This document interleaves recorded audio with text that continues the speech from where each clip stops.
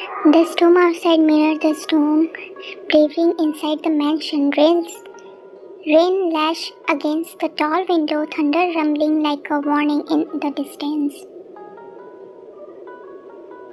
Wine stood by the door of her room, heart pounding as Taeyong leaned against the frame, his eyes unreadable. They hadn't spoke since the night. She tried to leave silence clutched between them like a heavy veil, but tonight something inside her snapped. Why do you do this? She asked suddenly, her voice trembling but strong. Taeyong broke do what? Hi, she said bitterly. Behind the coldness, that arrogance, you act like nothing touched you, like nothing mattered. But I have seen the crack. I have seen the way you flinch when your parents argue, the way you tighten your fist when they belittle me, the way you...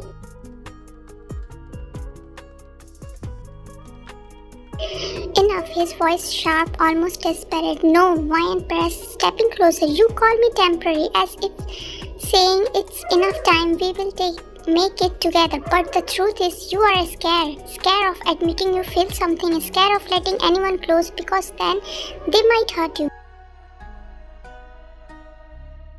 Her chest rose and fell rapidly. You don't know what you are talking about, don't I? She challenged, her eyes burning into, you are coward. You rather push everyone away than risk being vulnerable, and maybe that's why you can't stand me, because I see you, the real you.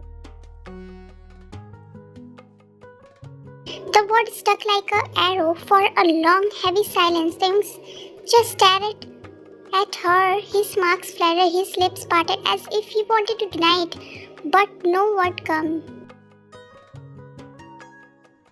Instant, he turned away, running a hand through his hair, visible shaken. For the first time since she had known him, looked certain human. You think you know me, he muttered, his voice low, rough. But you don't know what it's like to grow up in this house, to watch love rot until it becomes poison, to live every day knowing it's better to feel nothing at all than to feel and be destroyed. Wine just achy at his word, but she didn't back down. Maybe you are right, maybe, I don't know, but I know this. Living behind that mask isn't living, it's hiding, and one day you will be suffocated in your own emptiness. He turned, then his eyes meeting her, something raw flickered in his gaze, something that terrified him to admit even to himself. For a moment, the world outside cracked, but inside the room, there was only silence, shared pleasure, and heavy with the truth. Neither of them dared to fully speak.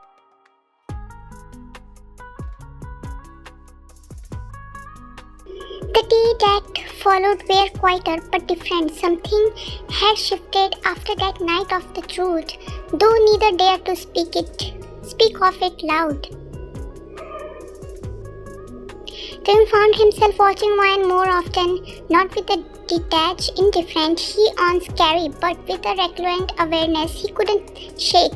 He noticed the way she tugged loose stand of her hair behind her ear when she read.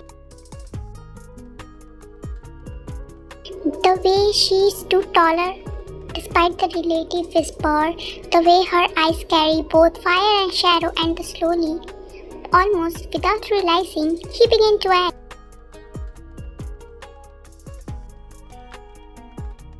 One evening, Wine had fallen asleep on the couch in the library.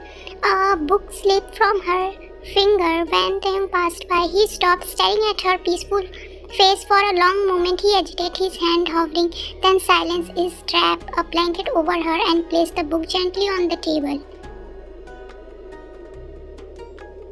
The next morning she woke up confused, glaring at the blanket, her heart staying with the something she refused to name. At the family launching, when his cousin sneered about Wine background again, the young patient snapped. Careful with your words, he said coldly, his tone sharp enough to silence the entire table. You may think it's assuming to insult my wife, but it's only show your lack of class. The room froze, his cousin gasped, and even his mother's eyes winded silently. Never before had Ting openly defended her, while lowered her gaze to hide her shock and her chest tightening.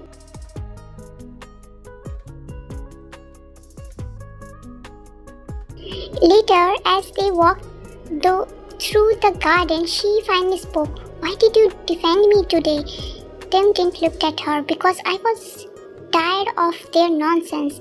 That's all, she pressed. He remained silent, his hand in his pocket. Mind and frustration, confusion tangling inside her. She wanted to believe these captions meant something, but she couldn't forget his word that she was temporary, that he would never let himself feel, and so she grounded her heart, even as it betrayed her with every beat.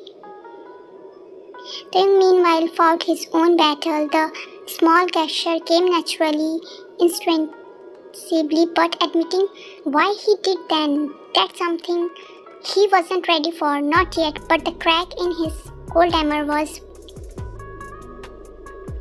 The autumn rain poured heavily outside the Kim mansion, thunder rolling in the distance, shaking every window of the grand estate. Inside, however, silence regained. Wine had been in bed for 2 days, her body weak with fever. The maid whispered among themselves, unsure whether to call a doctor without taking permission. Wine had insisted she was fine, that she just needed rest, but her trembling hand and pale lips betrayed her. Taeyong had noticed. He told himself it was none of his concern. She was temporary, a stranger forced into his life, but for some reason his step kept leading him to the door. The evening when he finally pushed in to open, the sight before him shattered. Wang lay cluttered under the blanket, her face flushed with a fever, sweat damping her hairline. Her breathing was shallow, and when she stirred, weak cough rattled from her chest. Taeyong froze in the doorway, his chest tightened in the way that felt unfamiliar. He approached her quietly, sitting on the edge of the bed. Why didn't you tell anyone? His voice was harsher than instant, but his hand trembling as they reached out to touch her forehead. The heat burned against his palm, making his heart crunch. One eye flared open, gaze with the exhaustion. It's just a fever. I didn't want to trouble anyone. Her voice was bravely above a whisper.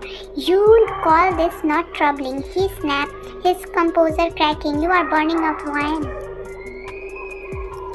For the first time, she saw not the cold CEO, not the proud Kim Hyer, but a man who looked utterly helpless.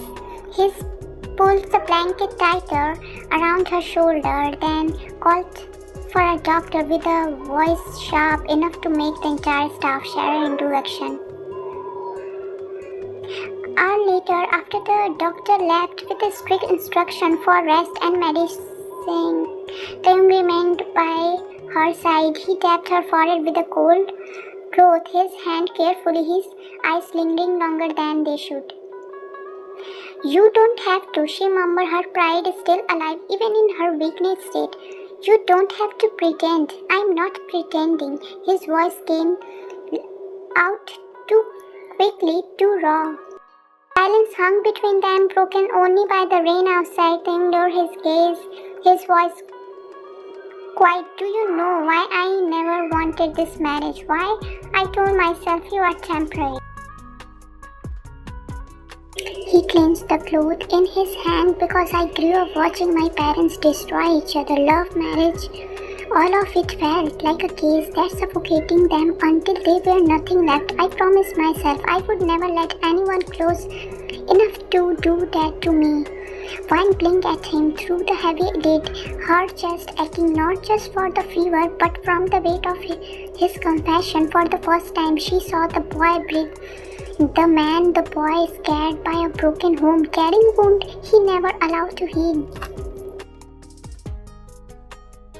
Her lips parted, but no word came. She didn't have the strength, yet somehow her silence said everything. Then, perhaps sensing it, leaned closer, his hand brushed her hair back gently, ringing against her cheek, and yet seeing you like this, I realized how wrong I was, because the thought of losing you temporary or not, it fired. His voice cracked on the last word, a rare tremor barely breaking through his carefully built wall. One eye softened, a tear slipped down her temple through, whether for fever or emotion, she couldn't tell. Didn't catch it. With his thumb, his gaze locked on her as though she were the only person in the world. That night, Taimur stayed beside her. He fed her medicine, whispered sure she bravely remembered. When she finally drifted into sleep, he remained, his heart resting on the edge of her pillow, his finger intertwined with her. For the first time since their forced marriage began, the wall between them wasn't just cracking, they were collapsed, and neither of them could pretend otherwise anymore.